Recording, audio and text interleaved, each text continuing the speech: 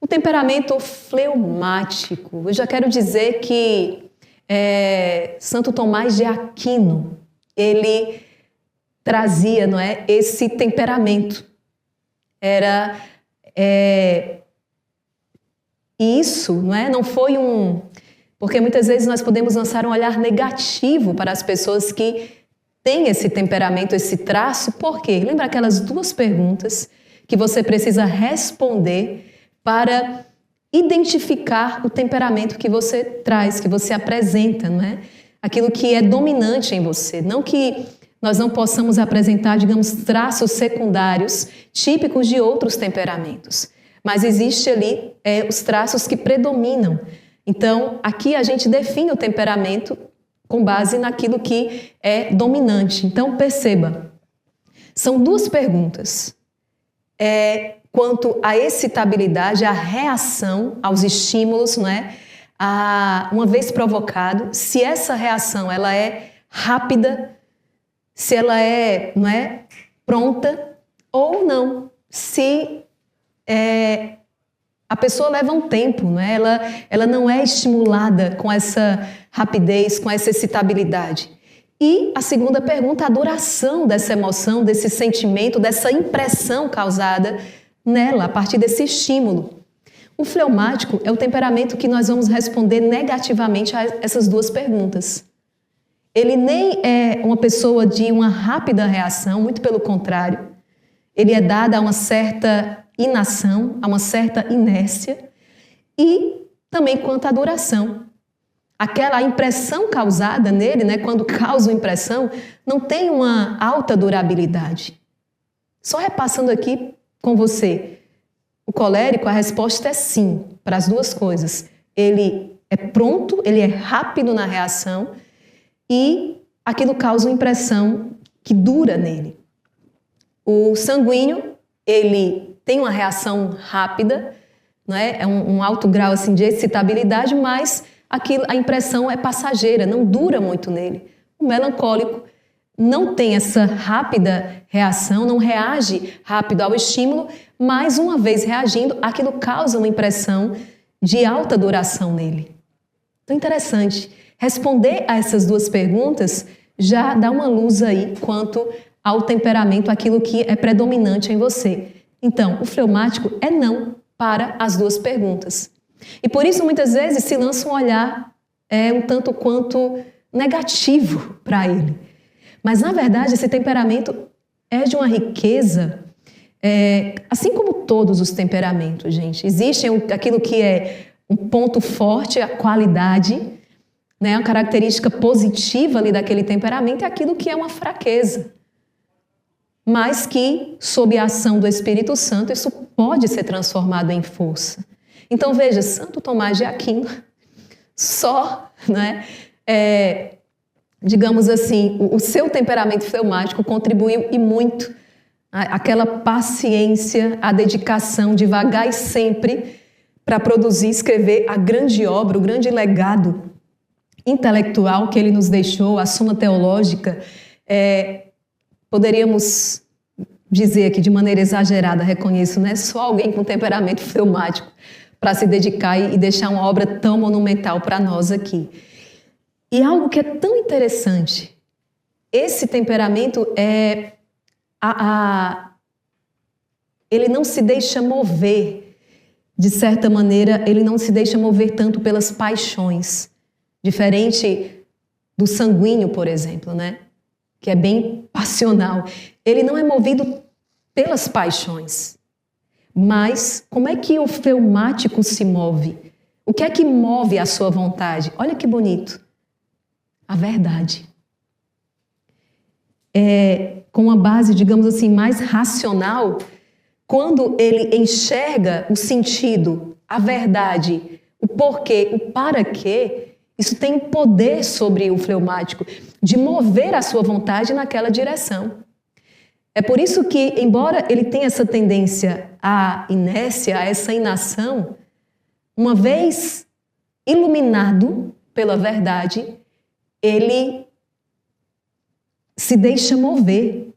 E por mais que seja um movimento, como eu falei, um tanto quanto devagar, lento, que é próprio dele, mas tende a ser constante. Isso é algo muito positivo, né? Devagar e sempre. Isso caracteriza muito o temperamento fleumático. É importante, então, você trazer essas informações, não apenas porque apenas você que traz, que tem esse temperamento, mas também você que lida com pessoas que trazem, que têm esse temperamento, não é? É algo, como nós já falamos várias vezes, por natureza, é algo que você já nasceu com esse temperamento, diz respeito a essa estrutura, né, orgânica, como você foi feito, criado. Então, por que eu afirmo, inclusive, preparando essa formação, eu me recordei de uma experiência que eu mesma vivenciei, né? Eu tenho, graças a Deus, bons amigos. E já falamos, inclusive, sobre esse assunto aqui, o quanto as amizades, elas são importantes, e vai dizer Santa Teresa, até mesmo necessárias, não é? Nesse caminho de busca de Deus, nesse caminho de encontro com Deus, porque Deus não nos fez e nem nos quer uma ilha, né? Mas, como diz Santa Teresa, quem ama faz sempre comunidade. Olha que bonito isso aqui. Quem ama faz sempre comunidade. Eu estou com saudade de Santa Teresa, imagino que você também. Amanhã nós vamos voltar, tá, com Castelo Interior e Imitação de Cristo, vamos entrar na quarta morada. E fizemos essa pausa porque é a própria Santa Teresa que nos fala sobre a necessidade do autoconhecimento. E aí, diante de tantas perguntas que vocês estavam lançando aqui, eu rezei e discerni que merecia sim nós dedicarmos aqui uma semana para tratar sobre essa questão dos temperamentos. Então vamos lá. Graças a Deus tenho bons amigos. E uma dessas amizades, eu me lembro que aí no período da adolescência, juventude, uns anos já idos, né? Eu tive um momento, digamos ali, com uma certa tensão naquela amizade. E hoje eu percebo que o que eu não conseguia compreender, minha dificuldade de lidar com a outra pessoa, passava pela questão do temperamento. Eu avaliava, né, digamos assim, como alguém que parecia que não apresentava o seu mundo interior, que não partilhava. Parecia que era um muro intransponível. E a gente não consegue ser amigo assim, onde não existe uma certa troca, né? E com o passar dos anos, então, me dei conta de que a questão era o temperamento e que não é que a pessoa seja fechada. O fleumático, ele tem uma certa, digamos que, ele é marcado por um certo egoísmo, um certo fechamento, mas não é inacessível. Então, conhecer para também conseguir acessar o outro. Você mãe, você pai, que tem aí 2 filhos, 3 filhos, e você vai perceber que o que dá certo com um pode não dar certo com o outro, na educação, na formação desta alma, na educação desta alma para o céu. Nós vamos dar continuidade aqui. Então, o que é que acontece? É importante conhecer, como nós já falamos em outros momentos, para ajudar aquela alma, né, aquela pessoa, e tirar dela assim, o melhor que pode ser. Então, seja porque você é fleumático, seja porque você convive com pessoas fleumáticas, é muito importante essa formação para você. O Padre Antônio Roio Marinho, ele diz assim: não podemos dar uma atenção exagerada quando falamos sobre os temperamentos. Não podemos dar uma atenção exagerada a isso, tudo querer justificar a partir disso. Não, isso está errado. Mas ignorar 100% também não é bom. É preciso considerar, dando a ele a devida atenção, a devida importância, nem mais nem menos. Lembrando sempre que a graça nos faz superar todas as dificuldades. Qual o problema disso aqui para o fleumático, né? O fleumático, ele não pode deixar tudo para a graça de Deus, porque existe uma parte fleumático que diz respeito a você. É como São Paulo vai dizer, nós devemos, né, nós somos colaboradores da graça. Lembre-se você, nós escutávamos no domingo último que Jesus ressuscitou Lázaro. Mas antes dele dizer, Lázaro, sai para fora, o que foi que ele disse? rolem a pedra, tirem a pedra do túmulo. Então aqueles homens que estavam ali precisaram fazer algo, precisaram tirar a pedra. Deus poderia fazer tudo sozinho? Obviamente. Mas existe uma parte que Deus deixa para nós. Ou seja, precisamos colaborar com a graça. Então, fleumático, entender que o seu esforço é necessário. Entender que esse rolar a pedra ou, como em Caná, encher as talhas de água é algo que você vai precisar fazer se você deseja crescer na sua intimidade com Deus, se você deseja melhorar, digamos assim, a qualidade dos seus relacionamentos e, sobretudo, se você deseja a santidade, se você deseja o céu, que é a nossa meta. É aquilo que Deus, aquilo que nós estamos aqui nessa luta, né, nesse combate, para não perder este céu, para nós, para as nossas famílias. Então, é importante compreender isso. Vamos passo a passo.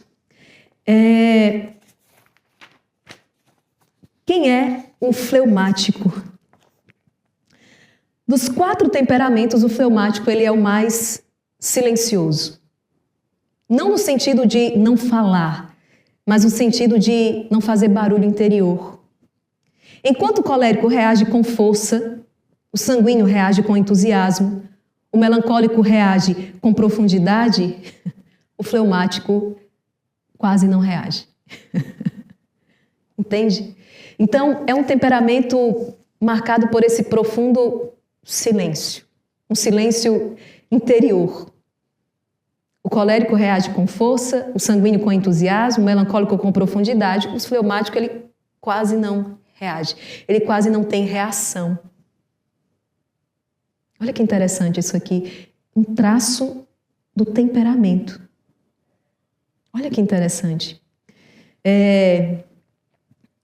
Lendo muita coisa, estudando muita coisa, alguns materiais, alguns artigos colocavam exatamente esse olhar sobre a nossa sociedade, né, sobre as pessoas hoje de uma maneira geral, um tanto quanto que, essa palavra certamente não existe, né, vou criar aqui, mas fleumatizadas.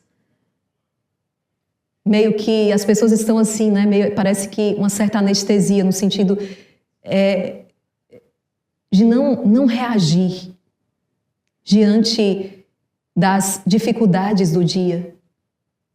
Recuar, isolar-se num canto, não reagir. Bom, isso aqui foi só um parêntese. Vamos voltar para essa questão enquanto temperamento, tá? Então, baixa excitabilidade, impressões que não duram, é o perfil, como nós já falamos. E quando algo acontece ao seu redor, o fleumático não pega fogo como o colérico, não ilumina como o sanguíneo, não mergulha como o melancólico. A onda passa e ele permanece como estava, como uma pedra ali no fundo do rio. Esse é o fleumático. E eu sei aqui que muita gente já está se identificando. Nós estamos primeiro trazendo o retrato, tá? E vamos entrar com o remédio. Vamos entrar com aquilo que é o esforço. Vamos entrar com aquilo que é a colaboração, que é preciso fazer. Assim como o sanguíneo declara combate, a sua constante busca, né, a sua constante distração, a busca pelo prazer, combatendo ali as desordens, o seu apetite sensível, né, concupiscível, o colérico com relação ao apetite irascível, a sua ira, essa energia, canalizá-la de maneira ordenada e correta, o melancólico lidando ali com as questões tão profundas, o seu ensimesmamento, esse fechamento que ele tem, que é um combate que ele precisa declarar e usar isso ao seu favor, uma vez que ele tende ao recolhimento, à contemplação, assim o fleumático também. Ele vai precisar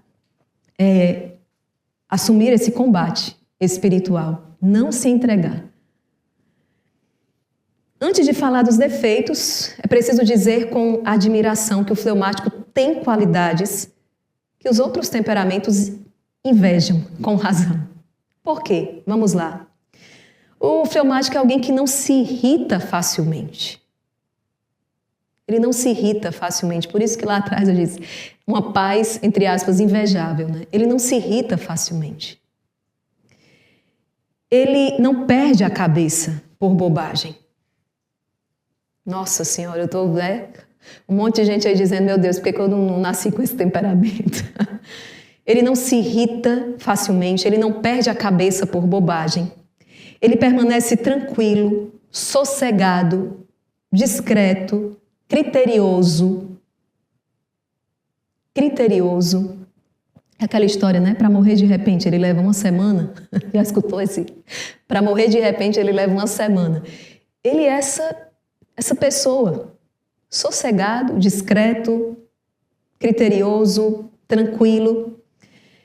Como descreve o padre Antônio Roio Marinho. Pense na pessoa que você conhece, que quando tudo está caindo ao redor, ela continua serena. Nossa, irmã Maria Raquel, mas a gente pode encontrar pessoas, não é, de outro temperamento que isso aqui acontece? Claro. Nós falamos, quantas pessoas, por exemplo, embora com um temperamento colérico, apresentando traços secundários de outros temperamentos, mais colérico ou até mesmo sanguíneo, já empreenderam um caminho ali de conversão, já estão aí andando bem nas moradas de Santa Teresa, nessa busca de Deus, e já venceram muitas coisas, muitos dos seus defeitos. Inclusive, quando a gente vencer o defeito dominante, é uma grande graça, porque faz com que, na verdade, com aquele defeito dominante se vençam vários outros que estavam ali ao redor. É o contrário do pecado capital, né? O pecado capital, ele tem esse nome exatamente porque ele vai dar ensejo a vários outros ali que estão em torno dele, não é? Como que uma ramificação. Então, vencê-lo. Isso acontece com o defeito dominante. Vencer esse defeito dominante, você consegue vencer várias imperfeições que são ramificações daquele defeito. Mas o fleumático, ele é assim por natureza. Enquanto isso aqui, um colérico tem uma reação serena, isso aqui foi um trabalho, isso aqui foi um esforço, isso aqui foi uma lapidação, como São Francisco de Sales, que se tornou o santo da mansidão. Mas isso aqui foi um caminho, foi 20 anos, como ele diz, de intensa dedicação. No fleumático, essa é uma reação natural. Como no colérico a reação natural é esse ímpeto, no fleumático a reação natural é esse sossego. Como eu falei ainda há pouco, ele quase não reage. Isso é natural nele.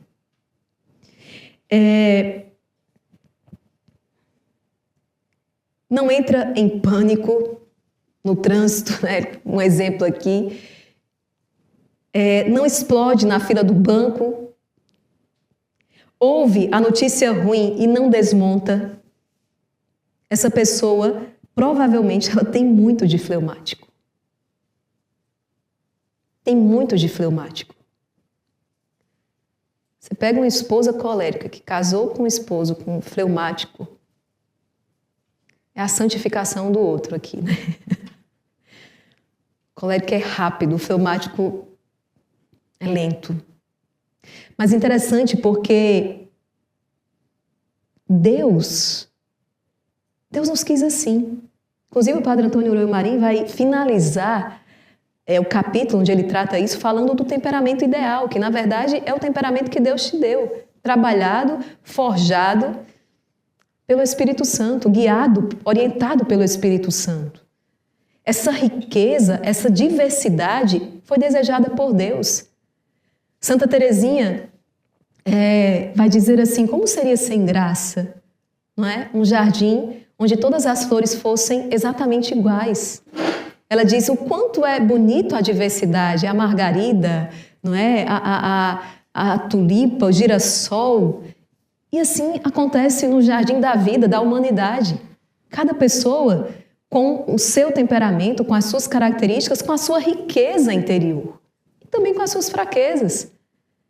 Que lhe santifica o outro e que precisa ser trabalhado.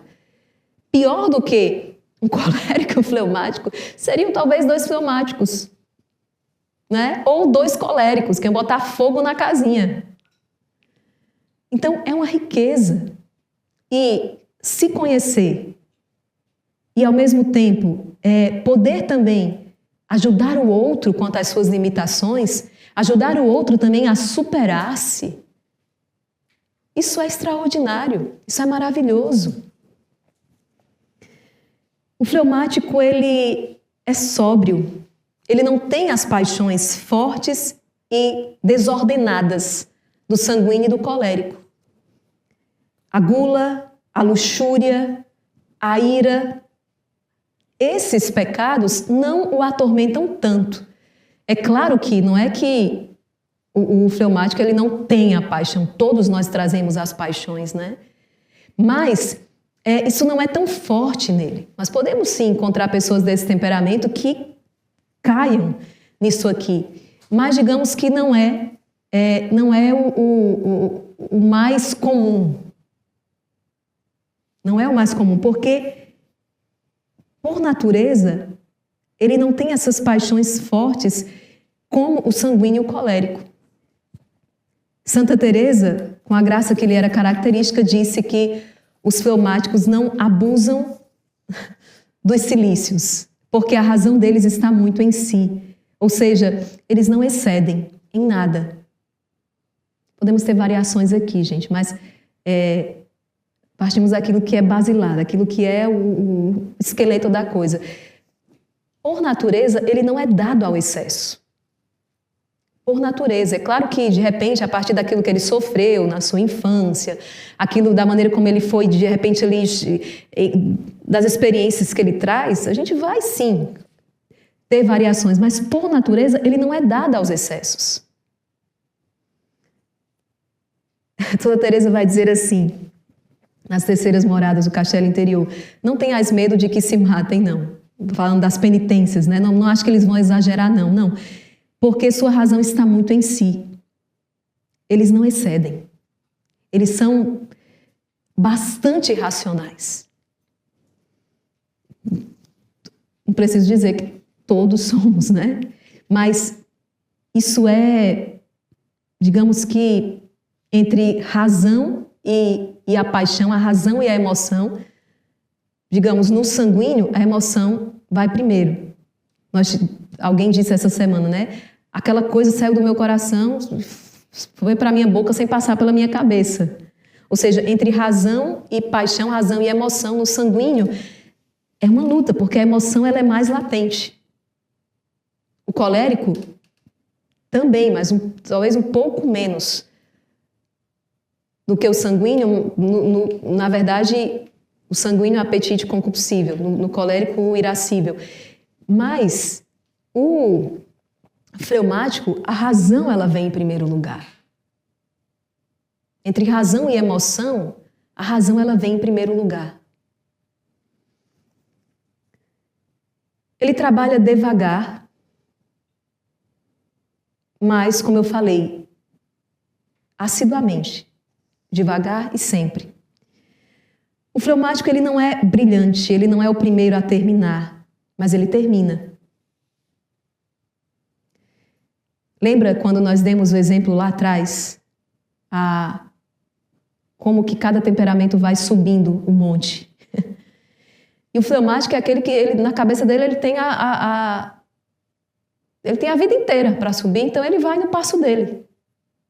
Tempo, para ele, não é problema. Importante é chegar, ele vai devagar e sempre. O sanguíneo rápido e para, né? O fleumático, ele vai devagar, mas ele termina. Ele não vai deixar a coisa inacabada, mas é no tempo dele, é no ritmo dele. E o que faz, ele faz com cuidado. Ele não é muito de fazer, não, mas se ele fizer, ele vai fazer com cuidado. Royo Marinho observa que o trabalho científico, que é fruto de larga paciência e de investigações conscienciosas, lhe convém melhor do que grandes produções originais. Ele é mais dado a isso. Santo Tomás de Aquino, o maior teólogo da história da Igreja, é citado como fleumático de excelência. A Suma Teológica não foi escrita com entusiasmo sanguíneo nem com energia colérica, mas foi escrita com a paciência extraordinária do fleumático, que dia após dia, ano após ano, coloca uma palavra depois da outra, sem parar. Na família, é o pai ou a mãe que nunca perde a paciência com as crianças. É o funcionário em quem o chefe sempre confia, é uma pessoa muito confiável, exatamente porque, quando faz, ele é bom, ele é firme naquilo, ele vai até o fim. E quando ele pode demorar a começar, mas se ele começar, ele vai terminar. O funcionário em quem o chefe sempre confia. O amigo que está lá mesmo quando você não merece. A estabilidade do fleumático é um presente, especialmente no mundo que muda de direção todo dia. Então, de fato, num mundo tão, como ele colocou aqui, né? É interessante, parece quase que contraditório. Quando a gente falava desse mundo fleumatizado, é no sentido desse fazer o que precisa ser feito. A gente vai ver aqui, quando trabalhar os defeitos, né? Que as pessoas vão identificar o fleumático, numa certa medida, como preguiçoso, procrastinar, deixar tudo para depois. É nesse sentido. Mas, ao mesmo tempo, existe um ritmo frenético. O problema é que sem direção, sem objetividade, sem alvo, sem meta. E aqui, o fleumático, ele é extremamente necessário. Porque ele traz essa serenidade, né? Essa tranquilidade que hoje está tão em falta. No entanto, se não houver uma vigilância, isso aqui pode se desdobrar num mal.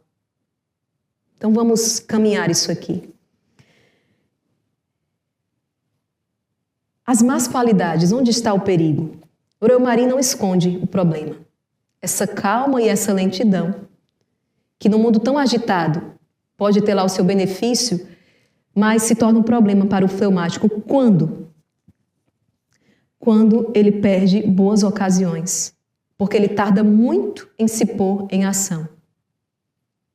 Você convive com fleumático, gente? Eu convivo. E é um exercício. Assim como eu devo ser um exercício para eles, né? Porque um é um exercício para o outro. Mas, dependendo do temperamento que a gente traz, se a gente tem aquela, né, como eu falei, essa alta excitabilidade, é rápido. E o fleumático, ele, como eu falei, ele leva 10 dias para morrer de repente. É uma demora para reagir. Bom dia, irmão! Bom dia. 5 segundos de pausa. Isso, como é que foi? Foi bom. Foi legal. É uma coisa assim que tem que ter um trato com ele, né? Saber arrancar, tirar esse melhor dele. O que o Padre Antônio Reumarie está dizendo? Essa calma e essa lentidão fazem o fleumático perder boas ocasiões, porque tarda muito em se pôr em ação. Não se interessa pelo que se passa fora de si. Vive para si mesmo numa espécie de concentração egoísta. Estou falando agora aqui já das más qualidades. Ele não se interessa pelo que se passa fora de si. Ele vive para si numa espécie de concentração egoísta. Aqui está o perigo. Não é um egoísmo agressivo, como muitas vezes o colérico vai apresentar, que atropela os outros. Mas é um egoísmo de inércia.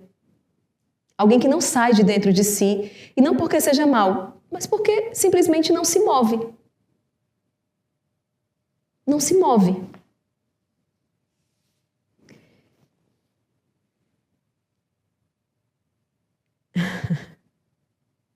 Ele pode ser completamente insensível às vozes de ordem que poderiam tirá-lo da inércia se ele desse ouvidos. Eu já falei 1000 vezes. Foi. Imagina o pai ou a mãe corrigir um filho fleumático, né? Mas meu filho, eu te disse isso ontem. Ah, foi mesmo. Essa pessoa.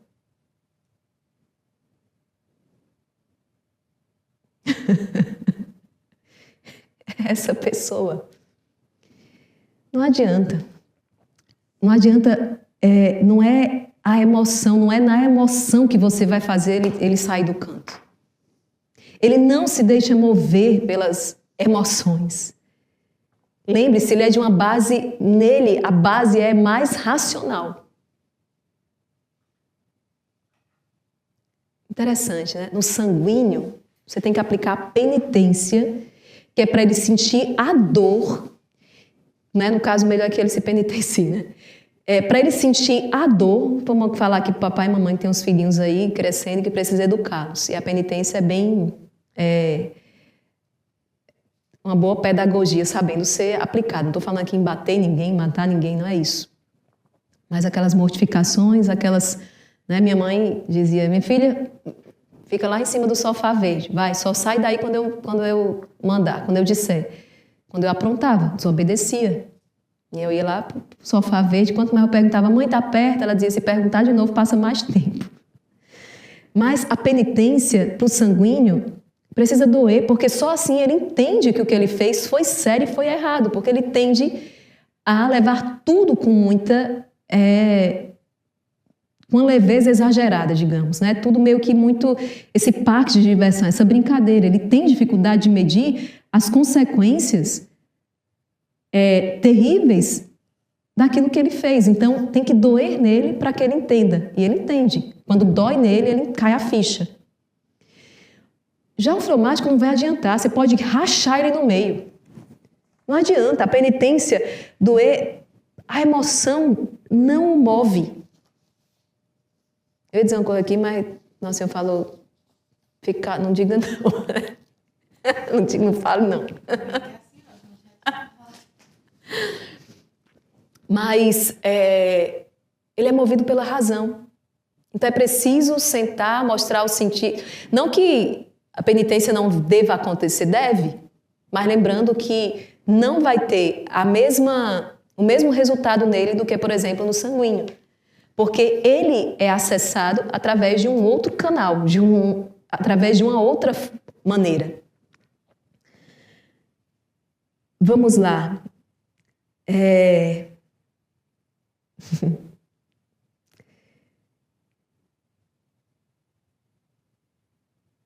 Isso pode acontecer com qualquer pessoa que abandona o cuidado de si, mas o fleumático é o caminho natural se ele não lutar contra essa própria tendência à inércia, à inação, a não se mover.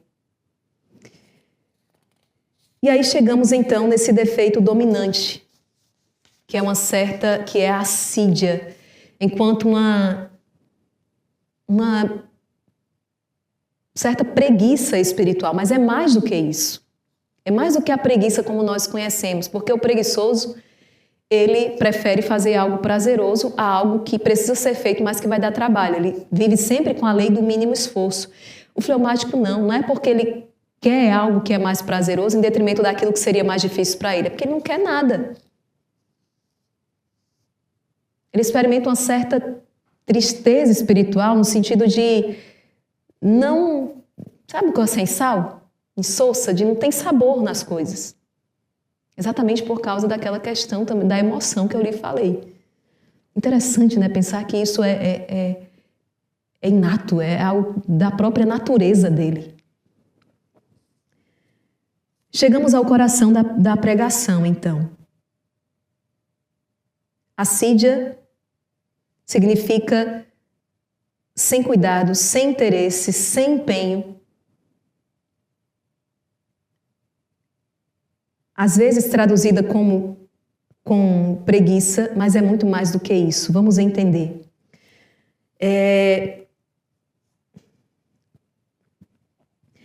Santo Tomás de Aquino diz assim: a assídia é a tristeza que se sente diante de um bem espiritual, precisamente enquanto um bem divino. diante de um meio espiritual, a pessoa não se move. Imagine duas pessoas num domingo à tarde, vamos dar aqui um exemplo. A primeira está deitada no sofá assistindo um programa, em vez de ir à Santa Missa. Ela sabe que deveria ir, ela sente um leve incômodo, mas a preguiça vence e ela fica. Isso é uma preguiça comum. Ela preferiu assistir o programa do que cumprir o seu dever de ir à Santa Missa. Um exemplo. É uma fraqueza da vontade. Mesmo sabendo o que devia ser feito, o que era mais importante, ela prefere aquilo, em detrimento do que devia ser feito. Aquilo para ela, né, tem mais, digamos, é prazeroso. Aqui é uma preguiça comum. Mas agora uma outra pessoa, ela vai. Ela desligou o programa e ela foi à missa. Ela senta na mesma cadeira de sempre, canta os hinos, ouve a homilia, recebe a comunhão, mas por dentro, nada. A missa não lhe diz nada, a oração parece um ritual vazio, Deus parece distante, a vida espiritual parece pesada, sem gosto nem interesse. E essa segunda pessoa não é que ela está com preguiça de ir, é assídia.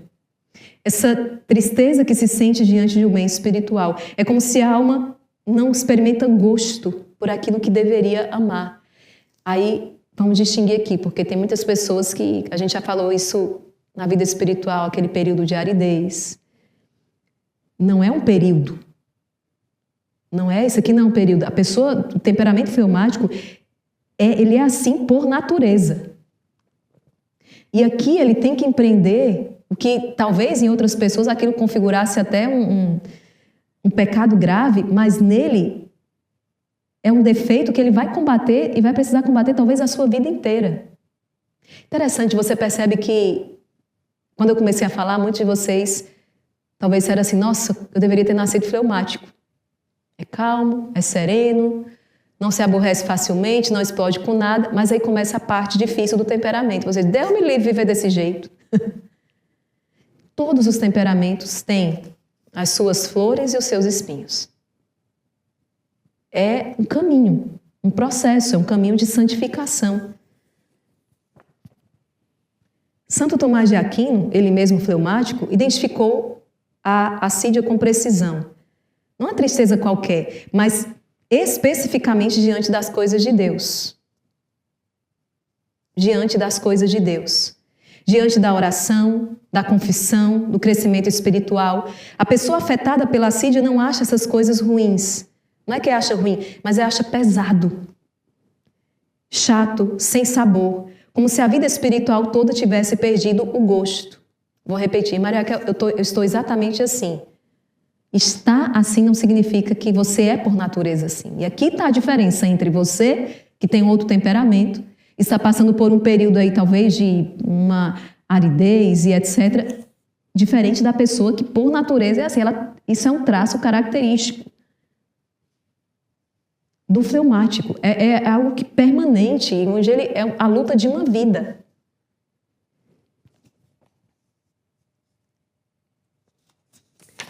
Vamos seguir aqui.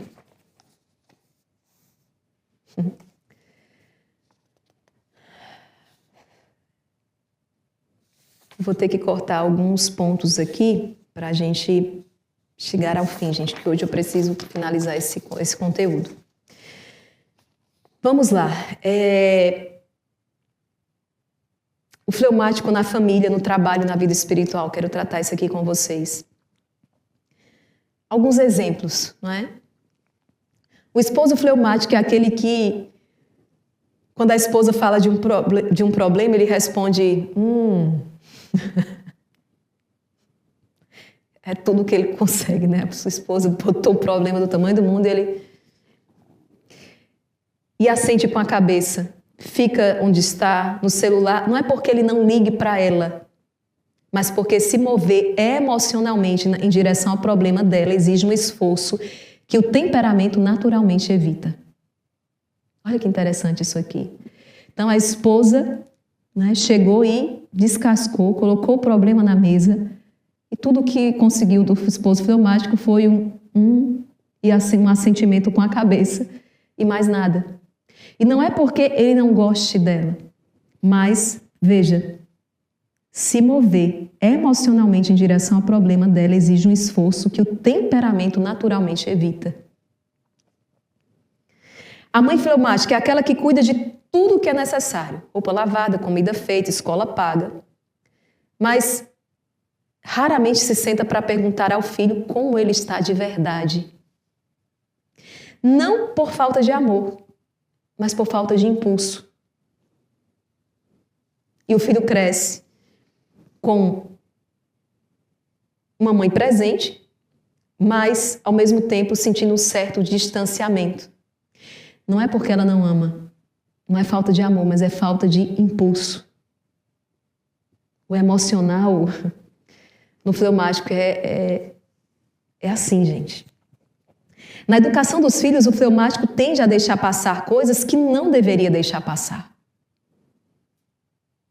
Não porque ele concorde, mas corrigir exige o quê? Esforço. O fleumático não é dado a isso. Corrigir exige energia. E o fleumático, estamos quase chegando à conclusão de que ele não tem, não é? Então, corrigir exige energia e a energia não vem naturalmente. Então, o filho aprende que com o pai ou mãe fleumático, sempre dá para insistir um pouco mais, porque na segunda, terceira vez a resposta vai mudar. Conflito não é com ele. Confusão não é com ele. Problema, chame outra pessoa. Esse é o fleumático. No trabalho, é o funcionário mais confiável da equipe, raramente o mais valioso. Faz o que lhe pedem, mas também não faz mais. Nunca chega atrasado, também nunca propõe nada novo. Tem tudo para crescer, experiência, competência, confiabilidade, mas está no mesmo cargo há 10 anos, porque para crescer é preciso dar um passo que ele está pensando ainda se vai ou não dar.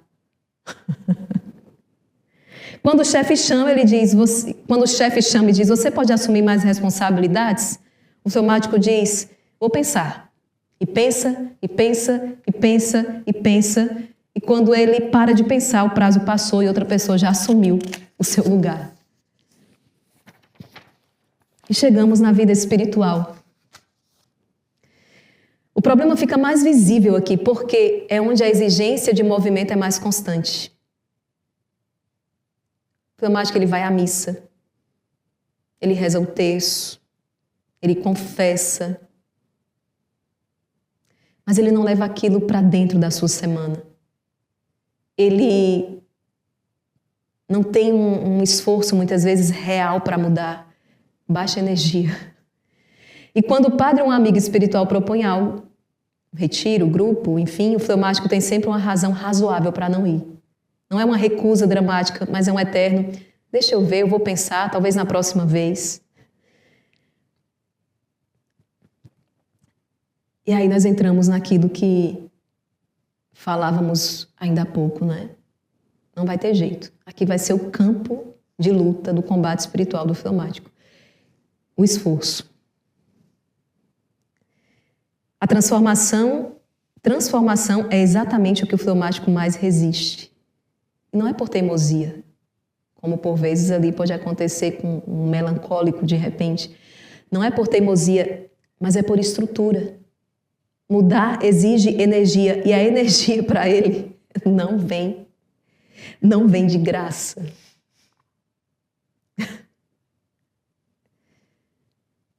E aqui a gente não se desespera. Por quê?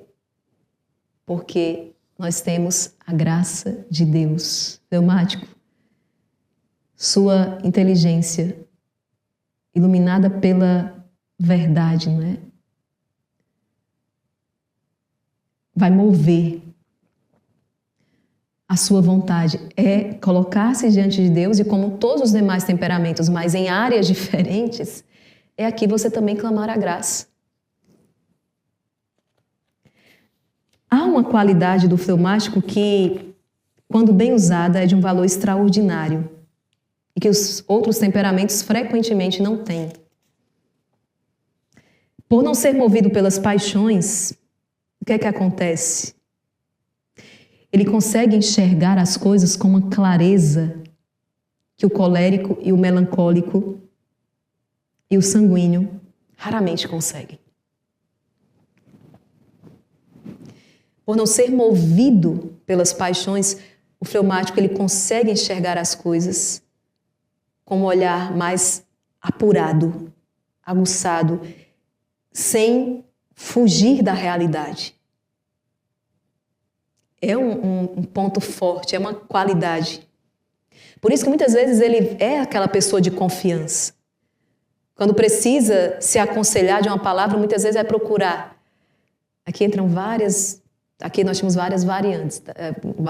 Nós temos muitas variantes aqui, gente.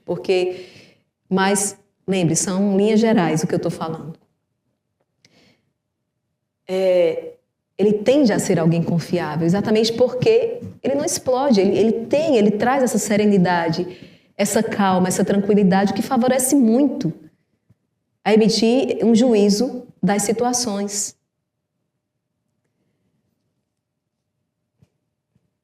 Mas, como nós temos coléricos, sanguíneos e melancólicos, podemos também ter fleumáticos de um caráter duvidoso e nem sempre, não posso dizer porque é fleumático, será um grande amigo.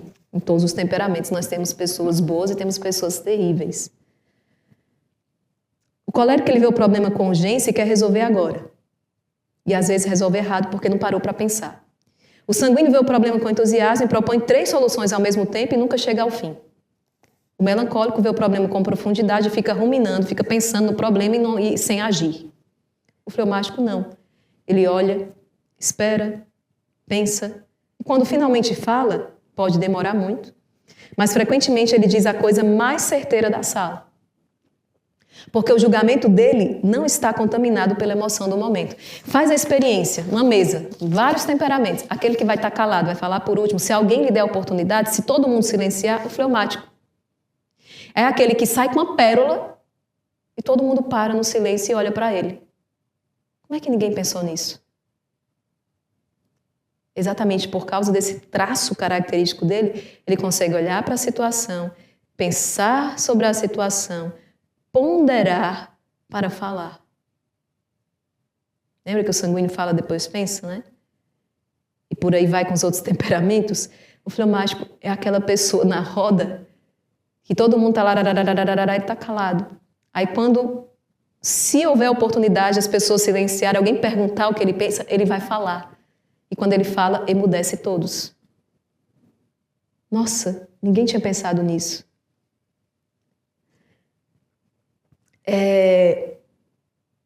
Quando o fleumático se dá conta da verdade, o seu julgamento costuma ser objetivo. E por isso é quase sempre acertado. É um julgamento sereno, desapaixonado e quase sempre acertado. Ele pode errar, óbvio, mas está menos propenso a isso.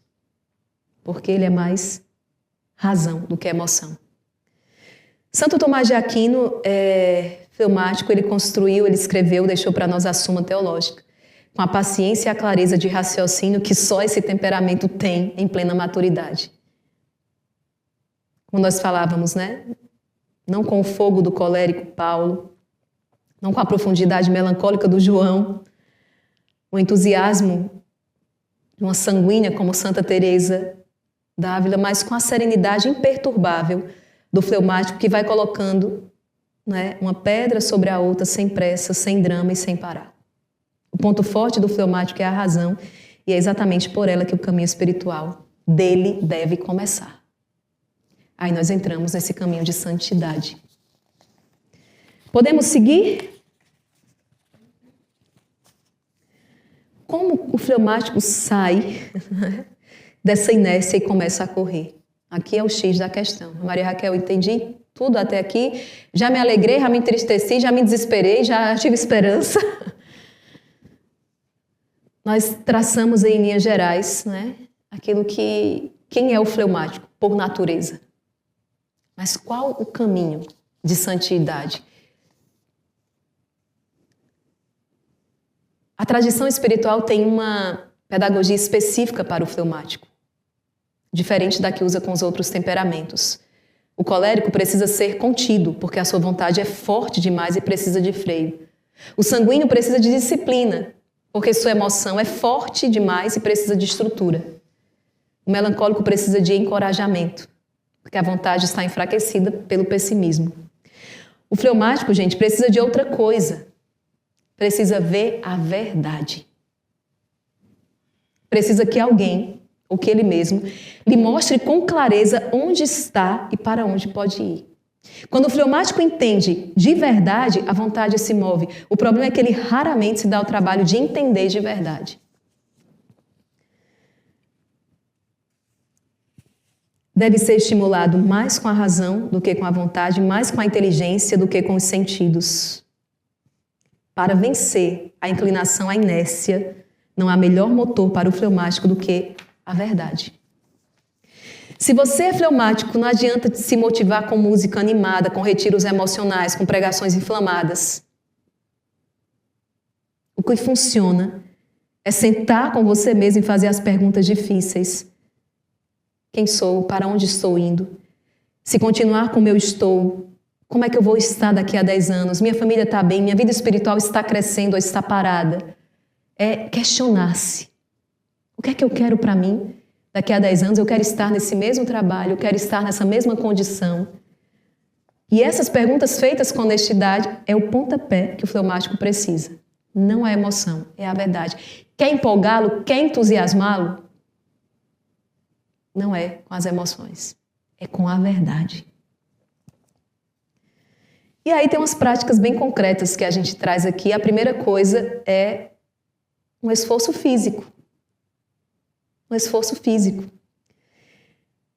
Parece estranho, mas é a sabedoria aqui. Uma forma de combater a tendência à inércia é praticar atividade física. É o início de um caminho, tá? E por quê? Porque o corpo e a alma estão unidos. Quando o corpo fica parado por muito tempo, a alma também para. Quando o corpo começa a se mover, uma caminhada, um esporte, uma atividade, vai ajudar a acordar também por dentro.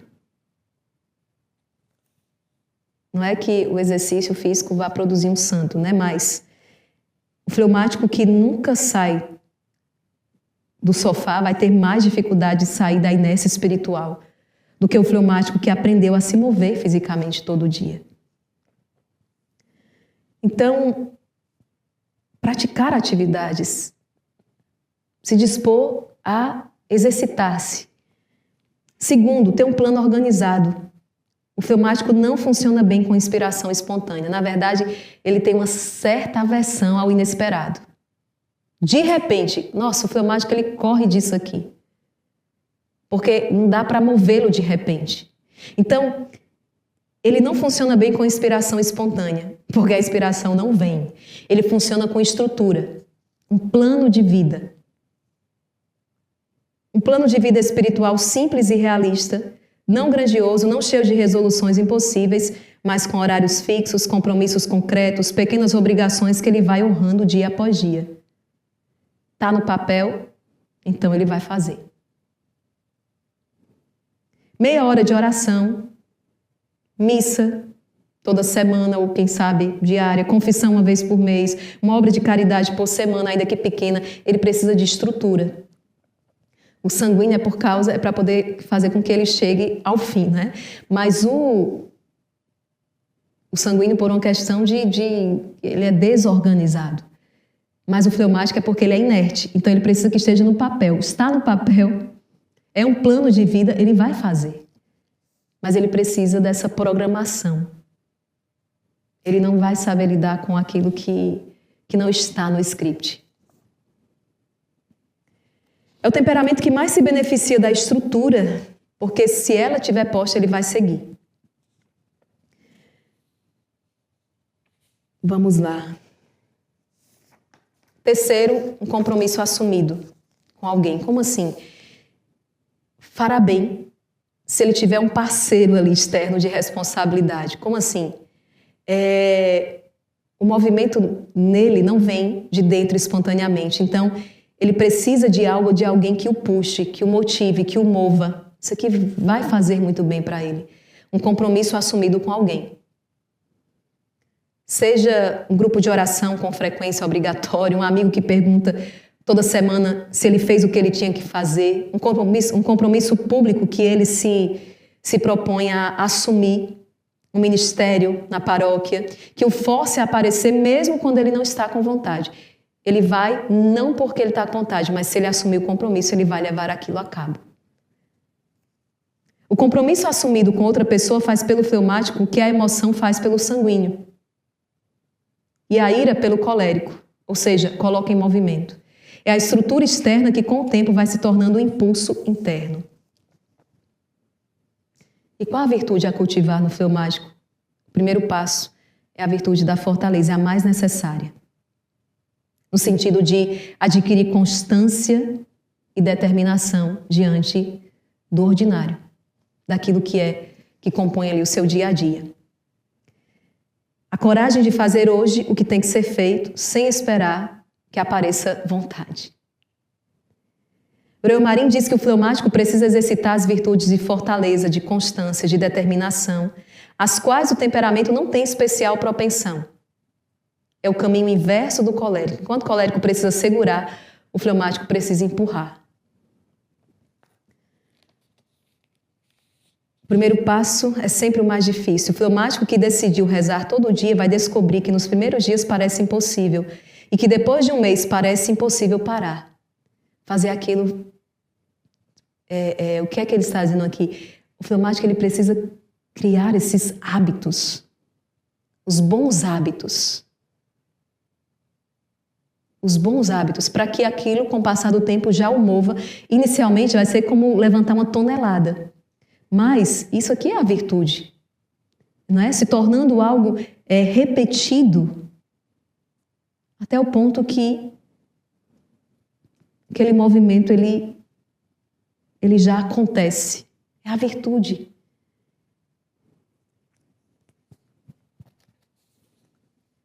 Difícil de começar, difícil de parar, a questão é começar. Meus queridos,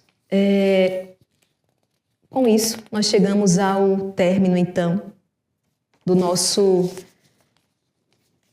desses dias que dedicamos aos temperamentos, né? O padre Antônio Roio Marim fecha com a frase aqui sobre o fleumático. Lentamente chegará muito longe.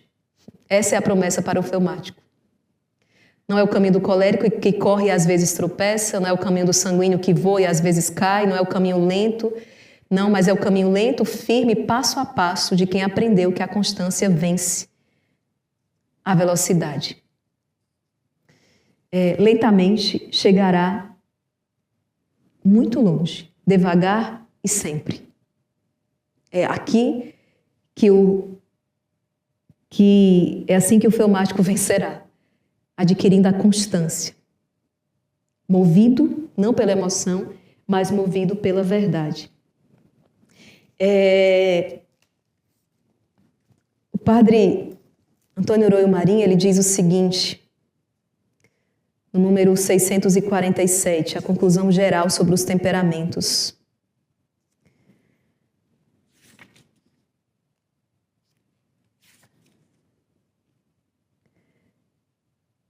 Nenhum desses temperamentos vistos, né, os 4 temperamentos, existe na realidade, num estado puro, quimicamente puro. A realidade é mais complexa do que todas. A realidade é mais complexa. Muitas vezes encontramos na prática, reunidos em um único indivíduo, elementos pertencentes aos temperamentos mais díspares. Isso explica em grande parte a diversidade de teorias e classificações entre os autores que se preocupam com essas coisas. No entanto, é evidente que em cada indivíduo predominam certos traços temperamentais que permitem catalogá-lo com as devidas reservas e precauções em alguns modelos tradicionais. Então, dizer que identificar-me com tal temperamento não significa que eu perceba traços secundários próprios, de alguns outros temperamentos, como nós vimos aqui. Mas existe algo ali que predomina. Responder aquelas 2 perguntas é uma chave, é é ali onde você deve iniciar. Mas preste atenção no que ele diz em seguida. É evidente que em cada indivíduo predominam certos traços que permitem catalogá-lo com as devidas reservas e precauções.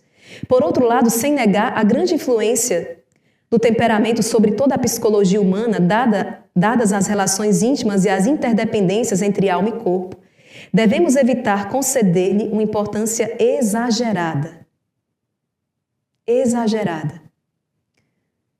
Sobretudo em relação à moralidade de nossos atos, a maneira de certos racionalistas que atribuem tudo ao temperamento. Atribuem ao temperamento a única responsabilidade de nossos problemas. Não. Se quiséssemos reunir agora em síntese as características do temperamento ideal, tiraríamos algo de cada um dos que acabamos de descrever. O sanguíneo contribui com a sua simpatia, seu grande coração, sua vivacidade. O melancólico com a profundidade e delicadeza dos seus sentimentos. O colérico com a sua atividade inesgotável, sua energia, sua tenacidade. O fleumático com seu autocontrole, a sua prudência e a sua perseverança. Para alcançar, pelo esforço, esse ideal humano, que a natureza geralmente não concede a quase ninguém, a difícil tarefa de melhorar e aperfeiçoar o temperamento de uma pessoa se coloca juntamente com o trabalho árduo da formação do caráter, do qual nós falamos acima. Para alcançar, pelo esforço, sistemático e inteligente, esse ideal humano, que a natureza geralmente não concede a quase ninguém, a difícil tarefa de melhorar e aperfeiçoar o temperamento de uma pessoa se coloca juntamente com o trabalho árduo da formação do caráter. Então, meus queridos, mãos à obra, mais do que identificar, eu tenho aquele temperamento. Ao passar por esses 4, digamos que os defeitos dominantes, qualidades, ao passar por isso aqui, você foi aprendendo. Tenho certeza que mesmo talvez me identificando como sanguíneo, como colérico, mas ao assistir, eu fui percebendo ali o remédio espiritual para muitos traços que eu também trago. Se não for de maneira predominante, mas de maneira secundária. Por exemplo, hoje, como vencer essa procrastinação, essa mania de deixar para depois, no sanguíneo como combater a distração, no melancólico essa memória afetiva, essa impressão que gruda nele, como fazer para purificar, para sair desse quartinho fechado, enfim. Tudo são remédios espirituais que, nesse trabalho de conhecer-se, de vencer-se, é extremamente importante e necessário, meus queridos. O que é que fica para nós? O Deus que te criou sem ti não te salvará sem ti, diz Santo Agostinho. O Deus que te criou sem ti não te salvará sem ti. Nós vamos estar permanentemente suplicando a graça de Deus, porque sem Ele nós nada podemos. Mas aquilo que lhe é dado fazer, mãos à obra. Por isso que a vida espiritual, a vida interior, uma vida ascética, ou seja, de esforço, de busca, de mortificação, de penitência, de oração, ela não é um luxo de alguns, não. Ela é necessário para todos aqueles que desejam ter vida e vida em abundância. Todos aqueles cujo coração desejam aí plenitude, felicidade, realização em Deus. Eu termino dizendo uma coisa: mãos à obra, e que Deus nos ajude nessa que é a maior empreitada de todas as nossas vidas. Vamos para o céu. Deus abençoe.